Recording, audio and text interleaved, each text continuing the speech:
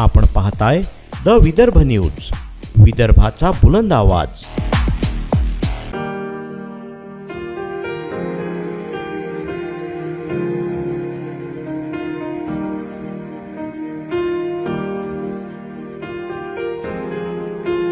अमरावतीच्या रामगडी मोझरी तालुका तिवसा या ठिकाणी श्रीरामनवमी निमित्त आयोजित रामजन्म उत्सव व महाप्रसाद कार्यक्रम अत्यंत भक्तिमय वातावरणात आणि मोठ्या उत्साहात संपन्न झाला। या पवित्र सोहळ्याला माजी मंत्री यशोमती ठाकूर यांनी सहपरिवार उपस्थिती लावली। त्यांच्या उपस्थितीत हजारो भाविकांनी रामजन्म उत्सवात सहभागी होत श्रीरामाच्या चरणी नतमस्तक होऊन आशीर्वाद घेतला।